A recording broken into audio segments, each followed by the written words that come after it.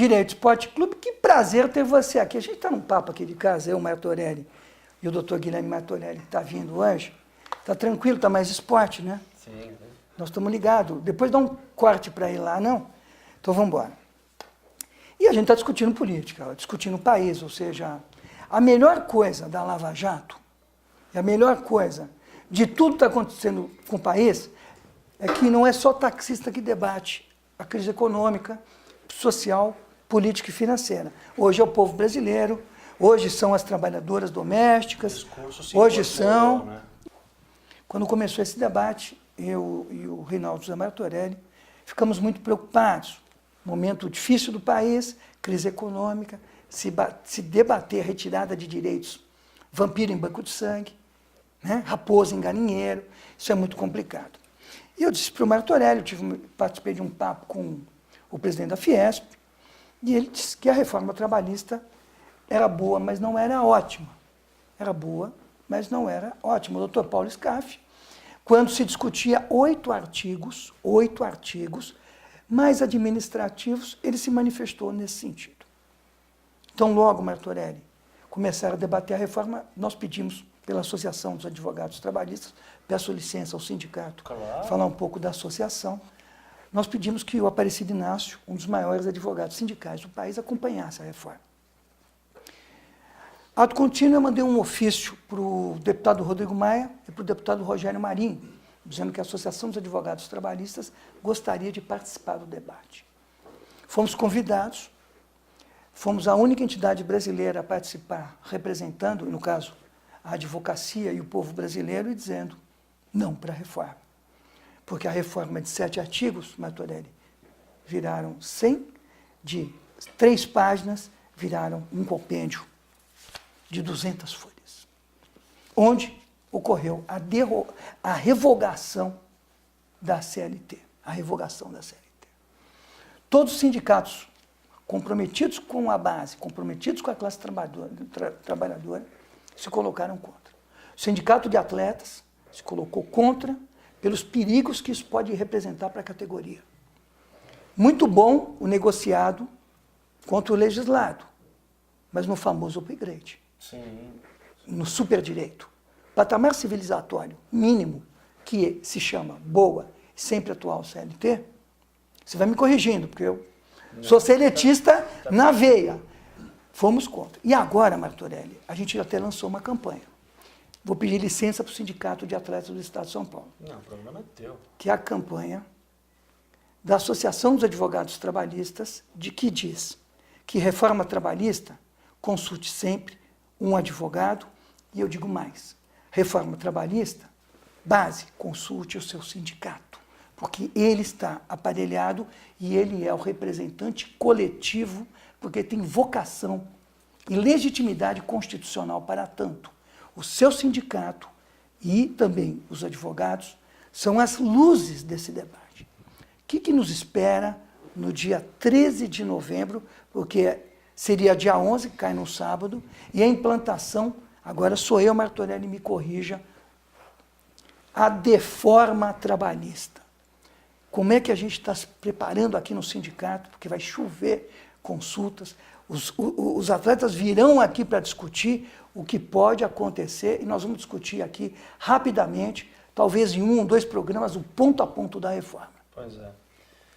Lívia, você tocou em alguns pontos aí importantes, mas eu quero dar uma ênfase maior nessa questão do que o sindicato está fazendo, né? Nós também, e aí soubemos há pouco, você está preparando uma cartilha e interessa que a gente faça juntos, o Sindicato de Atletas e a Associação dos Advogados Trabalhistas estão bem representados e presididas por você.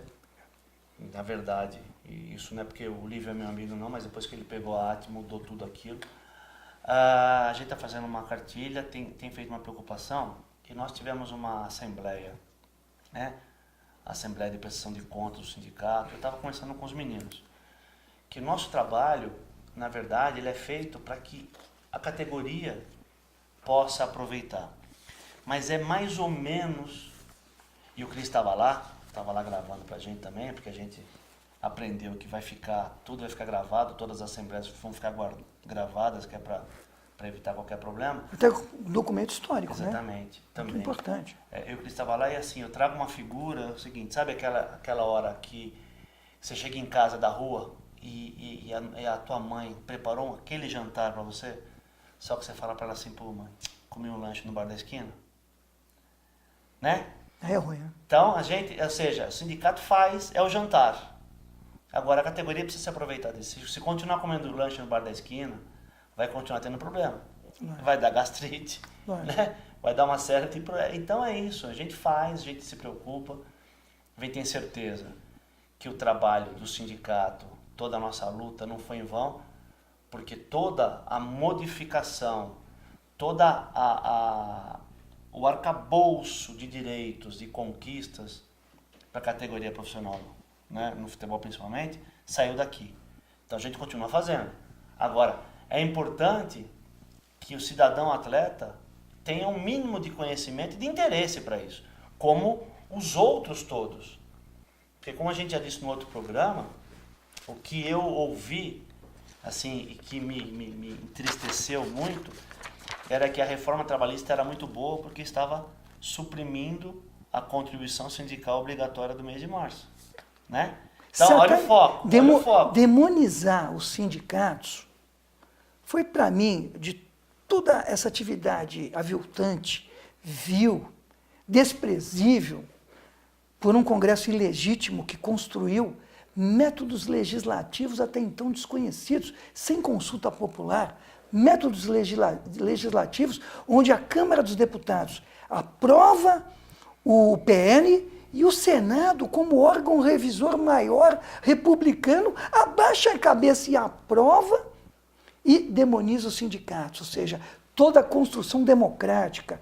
Os sindicatos participam da vida nacional por imposição do artigo 8º e pela luta que efetivamente essa organização social trouxe do melhor, porque quem construiu a CLT foi o movimento sindical histórico. Não veio só de Vila Euclides, não, em 1980. Veio dos anarquistas, dos comunistas, dos italianos, dos espanhóis, de todos os imigrantes que aqui vieram na substituição da mão de obra escrava, trazendo o começo da legislação. Porque dizem, né, o movimento sindical começou em Vila Euclides com Lula. Não, gente, vamos voltar historicamente para Getúlio, vamos voltar historicamente lá atrás.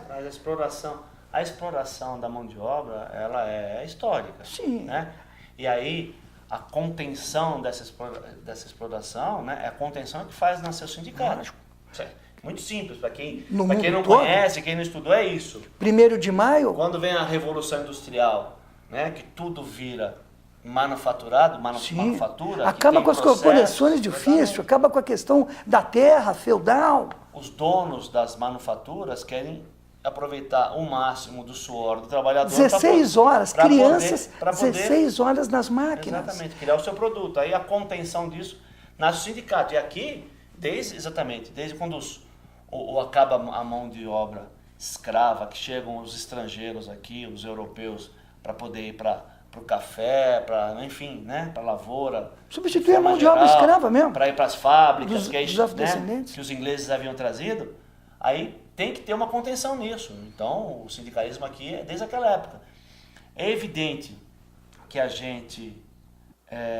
o sindicalismo, ele tem algumas máculas, como tem a figura do político, lógico, como tem, por exemplo, o atleta de futebol, como, né, uma mácula de ignorante. As coisas têm, mas é importante que as pessoas parem para refletir, né? E o que me chamou a atenção desde o começo, e eu já até, não sei se em algum outro programa eu já falei isso, porque eu vinha falando, a primeira frase no discurso daqueles que queriam a reforma trabalhista, principalmente no presidente da Câmara, do Rodrigo Maia, era assim, os sindicatos estão chiando mesmo, porque vão perder a contribuição sindical. E isso desencadeava uma série de apoios por parte dele. Impressionante, impressionante. E eu também trouxe aqui no outro programa, o relator da reforma trabalhista é o mesmo relator de uma proposta de mudança legislativa no futebol, que é o ex-presidente do ABC de Natal. Sim, o Rogério Marinho. E esse senhor, sim, ele defende que o clube possa dever 3 meses de salário para o jogador.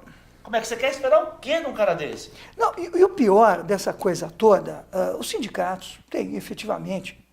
Eu tenho em relação à Convenção 87 da OIT, não amistosidade, mas também não antagonismo. Eu acho que a pluralidade sindical pode ocorrer, o fim da unicidade, mas com o tempo. Desde que os sindicatos possam se organizar. E o fim da contribuição sindical, do imposto sindical, para mim também. Nós precisamos dar 5, Não, agora acabou, mas ninguém anos, vai querer montar sindicato. Não, 5, 10 anos e que fiquem os sindicatos verdadeiros. Eu acho que não se pode mudar de futebol por vôlei de uma hora para outra. Mas acredito que o bom sindicato, o que me deixou preocupado é que os sindicatos não foram para a televisão, comprar horário e falar, no Jornal Nacional, é mentiroso, os bons sindicatos fazem isso, fizeram isso historicamente, se os sindicatos são ruins, e o que dirá a Câmara dos Deputados e o Senado? Vamos discutir abertamente quem contribui mais para a sociedade brasileira e para a organização. Ou seja, a minha preocupação, e até em relação ao órgão do judiciário, é que o debate é democrático e os sindicatos não poderiam permitir a sua demonização à revelia.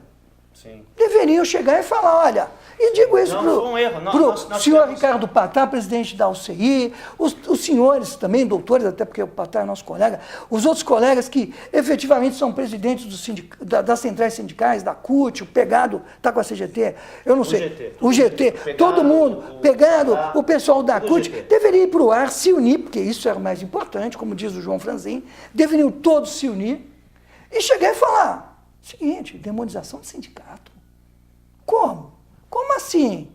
Se o que tem no Brasil de legislação veio das lutas históricas do povo. Mas é muito fácil demonizar o sindicato ali. E assim, e a estratégia, porque aconteceram algumas coisas. Eu sou secretário de Relações do Esporte da UGT. Tá. Nós tivemos a nossa plenária há 2 semanas tá. e discutimos isso. Na verdade, a coisa era tão grotesca que os sindicatos e as centrais, né? E aí eu me valho da UGT, não botou fé que ia acontecer. Então, sabe aquela coisa? Mas não é possível. Sabe aquela coisa que tua filha chega e fala assim, pai, vou comprar um elefante para pôr dentro da sala? Você fala, não é possível isso acontecer. Você não liga para isso? Lógico. Aí, de repente, tá o elefante na sala? Perfeito. Foi o que aconteceu. Eu acho que foi o maior golpe. Foi o que aconteceu. O maior golpe institucional ou legislativo que se deu no povo brasileiro. Eu desconheço, na época dos militares, eu que corri muito de militar, mas graças a Deus. Corria bem, né? Corria bem, era um rapaz. Esquerda da seleção da Romena. Aí. Tem depoimento aqui que contribui com toda a relação fática e a verdade espelhada aqui, falada para os senhores. Nem os militares ousaram tanto. Nem os militares, eu me lembro da Justiça do Trabalho na época dos militares, eu nunca vi invasão, eu nunca vi construção diabólica como essa lei da reforma trabalhista, até eles reconheciam a importância. E o pior, isso vai dar uma desorganização na economia e no mercado. Eu quero saber que brasileiro sem emprego que vai comprar casa própria, que brasileiro sem emprego que vai financiar um carro, que brasileiro sem emprego vai no supermercado fazer compras. Vai desorganizar, vai desorganizar. É um tiro no pé. Eu falei na Fiesp, queridos amigos da Fiesp, se preparem porque a Febraban vai comprar isso aqui. Os financistas vão comprar as empresas brasileiras. O Getúlio, em 1900 e tanto, aí no primeiro mandato, ele chamou os empresários e falou, empresários brasileiros, eu vou dar um presente para vocês. O que é, presidente Getúlio? Eu vou dar o salário mínimo nacional. A partir de agora, o brasileiro vai ter dinheiro para comprar o produto de vocês e pagar a prestação de serviço de vocês. Vocês vão ter dinheiro. Eles estão, hoje, com essa reforma trabalhista, eles desorganizam a economia, desorganizam o mercado, vão para o processo de chinesação, de precarização para o país commodity, de prestação de serviço tal, onde nós vamos ter, por causa da terceirização, um costureiro uma semana, que vai virar um metalúrgico, que vai virar um promotor de vendas, e isso vai mexer com quem? Você, consumidor, com o seu produto que vai ser de pior qualidade e com o seu serviço, porque nós não vamos ter mais especialistas. Então, mas aí é que tá. Não vamos ter, o produto vai ser ruim, e a prestação de serviço. E a facilidade de que as pessoas compram o discurso. É a mentira dita 1000 vezes. Nessa plenária da UGT, nós tivemos lá Dr. Rodrigo Fraga, se eu não me engano, que é um juiz da região lá de Porto Alegre. Tá. Da Ricardo Fraga, Ricardo Fraga. meu amigo, desembargador da 4ª Região. Quarta região. Opa! E teve, puxa vida, agora vai me fugir o nome dele, mas é uma pessoa assim muito agradável. Doutor Ricardo é ótimo. No contraponto, o professor Hélio Zilberstein. Zilberstein. A gente debate muito na Fiesp, Pois é. que defende aí, da ele linha vem- do professor Pastore. Vamos pegar o exemplo que ele usou para justificar o trabalho intermitente. Ele vem falar assim, olha, era necessário a criação dessa figura, porque imaginemos os bufês. No final de semana precisam dos trabalhadores só por aquele período. Mas isso não significa que os trabalhadores não possam, nessa função. A gente já tinha o temporário, Martonelli. Então, mas Tinha o vamos temporário. imaginar. Não precisava do intermitente. Vamos imaginar que nessa ainda cabe. Porque se eles tiraram os aeronautas textualmente da reforma... Não, mas vamos podia- pensar, tá. vamos pensar na justificativa. Nessa cabe, porque assim, de fato, os bufês, Tá. eles não têm atividade durante a semana, né? Mas olha só a inteligência e a malandragem da justificativa. E o incauto, né? O público incauto, acredita e compra essas ideias. Ninguém falou, por exemplo, que na contribuição sindical, 60% é que chega no sindicato, 40% fica pelo caminho, inclusive para o governo. Lógico. Ninguém fala isso, entendeu? Então e que o dinheiro da contribuição sindical, ele é carimbado, a gente tem que aplicar para determinadas questões que já vem pronto. Você precisa pegar esse dinheiro, fazer isso, e não pode pegar o dinheiro e usar para pintar a parede. E por que manteve a patronal? Então, Que é o único país do mundo que tem sindicato patronal no Brasil.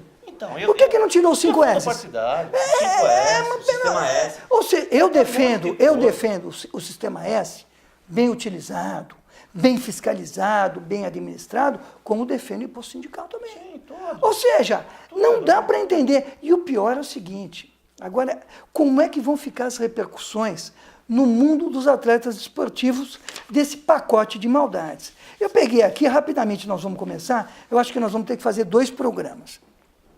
Aqui fala da questão do grupo econômico. Hoje a gente tem problema nas execuções da questão do que é o grupo econômico, porque os mesmos sócios abrem várias empresas e na hora de executar a Justiça do Trabalho aplica o artigo 2º e efetivamente, através do parágrafo 3º, consegue efetivamente pegar essa movimentação estrutural e o trabalhador receber o seu crédito de natureza alimentar. A partir de agora eles querem mudar, mas isso não impacta o futebol por conta da 9.615 da sociedade, também da sociedade empresária do Cívil. Quase não tem também, né? Então, mas uma coisa vai acontecer aqui com horas itinere. A horas itinere, que é a súmula 90 do TST, dizia que quando o trabalhador era transferido por um local de difícil acesso, o tempo que ele saía da sua casa, que ele pegava o fretado, até o tempo que ele chegava na empresa, contava como horas extras. E também quando saía da empresa e voltava para sua casa. Eu quero falar das concentrações aqui. Ou seja, será que por uma questão de analogia, o tempo do atleta nas concentrações também deixará de ser horas de trabalho ou horas extras, quando esses trabalhadores ficam longe da sua casa, longe do seu lazer, enfurnados em pequenos locais, ou até lugares aprazíveis e tal, mas ficam efetivamente restritos na sua liberdade a serviço do empregador. Será que nós vamos ter uma leitura aqui também de que isso não é trabalho ou isso não pode dar aso às horas extras? A maioria já não aplica, Lívio. Então, mas agora... Porque aí tem uma coisa, né? É uma outra discussão lá no GT. Mas essa reforma, ela é constitucional ou inconstitucional? Absolutamente inconstitucional. Então, mas aí aplicam, né? Mas o Ceará aplica e aceita. Perfeitamente. Aí a gente vai discutir isso. E eu incorri nesse erro aí ao longo da minha vida. Porque na construção legislativa para a categoria, é um monte de coisa inconstitucional. Inclusive, o que a gente falou do outro programa do Caputo, que ele deu a cláusula penal válida só pro clube. Quando o clube tem que receber, é válida. Quando o atleta tem que receber, não é válida. Não, porque é totalmente inconstitucional. Mas os caras aplicam no TST e valeu. Quer dizer, então, amigão, o problema é aplicar, porque tem muitos juízes, né? Vamos dividir. Eu gosto. Eu trabalhei na justiça, eu fui juiz classista com muito orgulho. Pô, conheço gente... Você Numa das melhores juntas da Justiça do Trabalho, da 22ª da VASP, que é um amigão, ele era craque, assistente na época, tem a doutora Karen. Qual que é o nome do professor de todo mundo lá? Rafael. Rafael Pugliese Ribeiro. Rafael, Elisa, a Alcina, tudo gente que trabalhava, o Edilson, que trabalhava pra caramba, trabalhavam, pegavam, fora outros que eu não tive o prazer de trabalhar, mas vamos separar. Metade e metade. Metade quer trabalhar, quer fazer a coisa certa e metade não tá nem aí. Isso da primeira instância até o TST.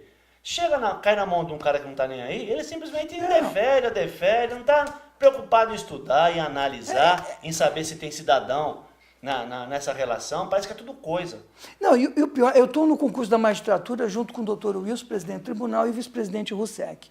E a gente tem um olhar, porque eu represento a Ordem dos Advogados do Brasil nesse triunvirato, nós temos um olhar muito aguçado na busca do bom juiz. E eu posso dizer para vocês que a boa maioria é de juízes muito bons, procuradores ótimos, mas nós temos uma minoria lá, violadora de prerrogativas, e que também 50, não aplica o direito material constitucional, porque agora, na minha opinião, tirando a CLT, que eles revogaram, vale o bom e velho direito civil brasileiro, constitucional.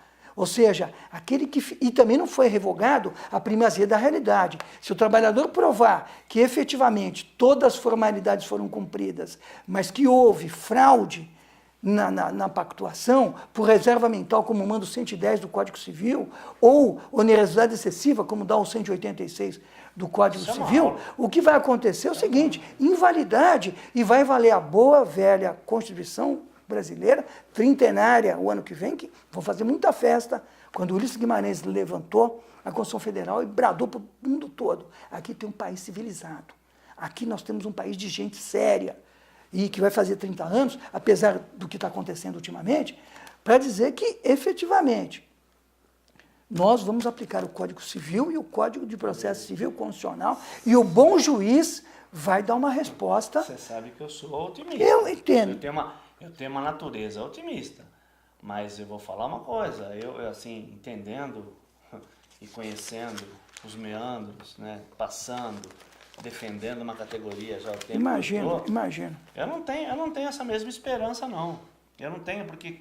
E aí vamos lá, eu falei 50 e 50.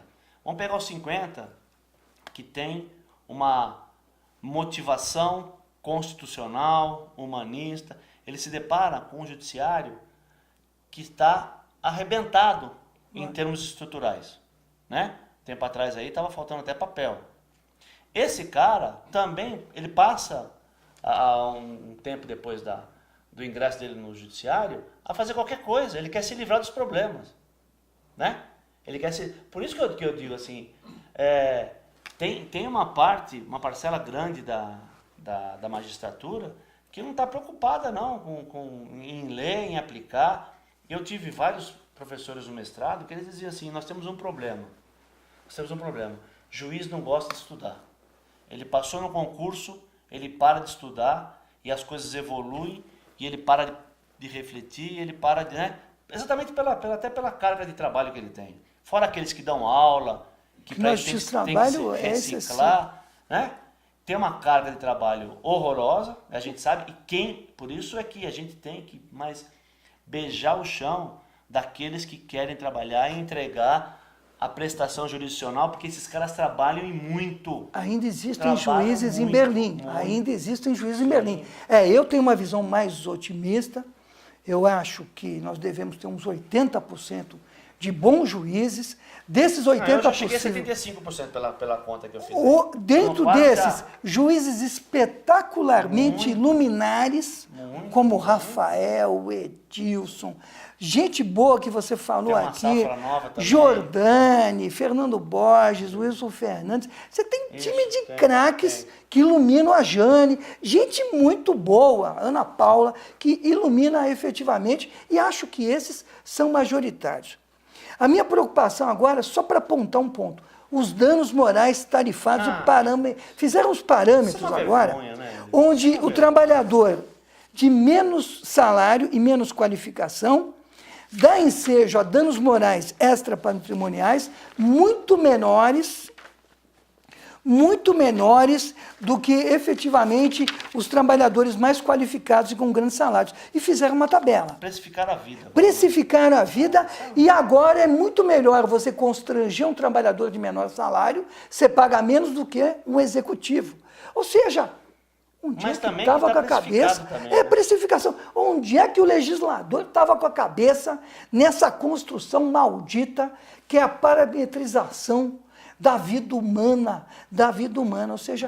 Mas é coisa de patrão. Mas quem é que teve essa ideia? É coisa de De patrão. mau patrão, porque aquele De mau patrão patrão. que gosta que o trabalhador vista a sua camisa, tem bons empresários, tem bons Não, empresários tem, que vão pagar pelos diabólicos, pelos ruins, pelos réus da justiça do trabalho. Esse pessoal que grava, Vai né? para um debate em Brasília. Quer dizer, mano, Você volta, eu volto enjoado sempre. Quando eu vou. Como é que um Sempre, empresário bom sempre. que levanta de manhã Ainda e mais que na vai para a minha empresa, ele podia vender a empresa dele, investir e ficar viajando o mundo todo, se divertindo, mas ele abre uma empresa, ele paga tributos que não voltam para a população, ele paga tributos que não voltam para a educação, para a habitação, para a saúde, ele faz doação para o governo.